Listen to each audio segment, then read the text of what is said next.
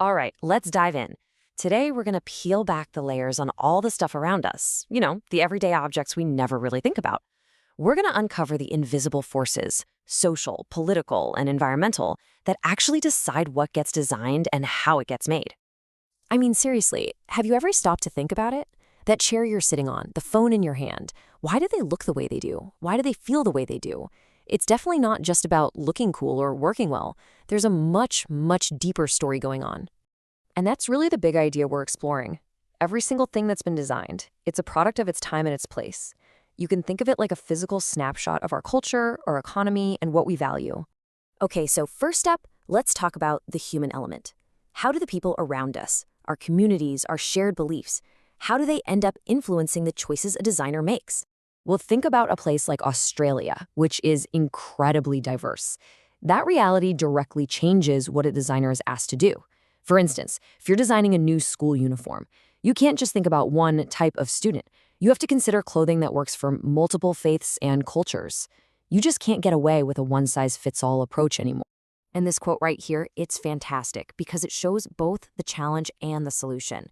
It's from the designer Lisa Gorman, and she's talking about a collaboration with Aboriginal artists from Mangkaja Arts. She knew instinctively that a great, respectful design couldn't just be her idea. It had to come from a deep partnership with the community. It's a perfect example of how to get it right.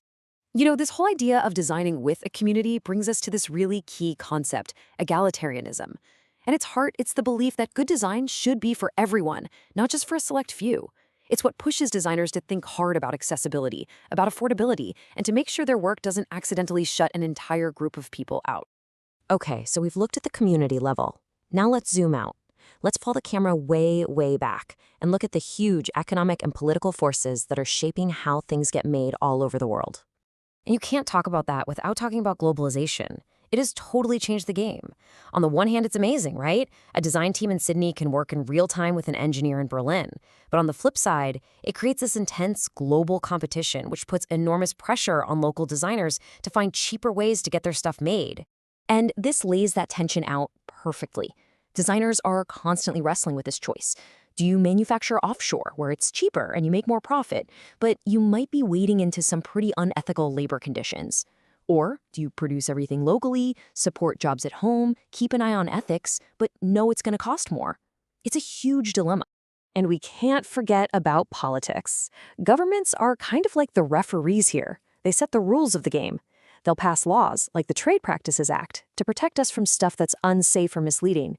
But they also steer innovation by throwing money and grants at designs that line up with what the country is focused on, whether that's renewable energy or new sustainable tech.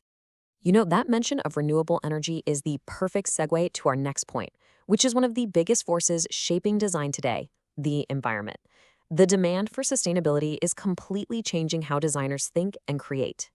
Just look at this number, 6.9 billion bags.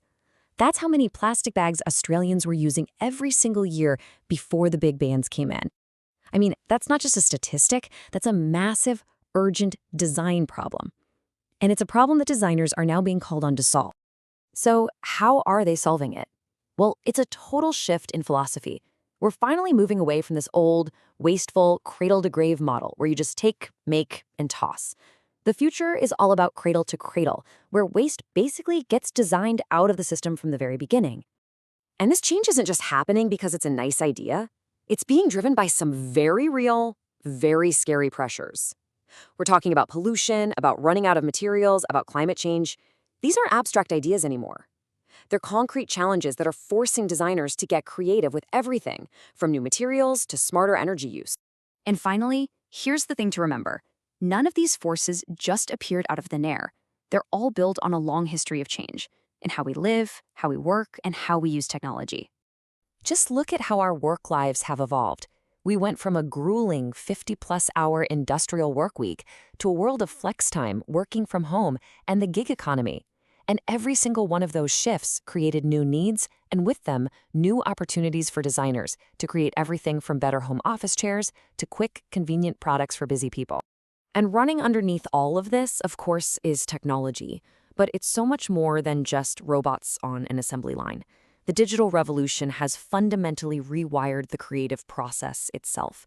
It lets designers on opposite sides of the world collaborate instantly, changing how things are not just made, but how they're even imagined in the first place. So when you put it all together, you really see it. Design is like a mirror held up to society. Every single product tells a story about us, about what we care about, what we're struggling with, how our economy works, and even what we hope the future is going to look like. Which kind of leaves us with this one big, fascinating question. As our world keeps changing faster and faster, what are the new needs that are going to pop up? What will the products of tomorrow look like? And what story will they tell about us?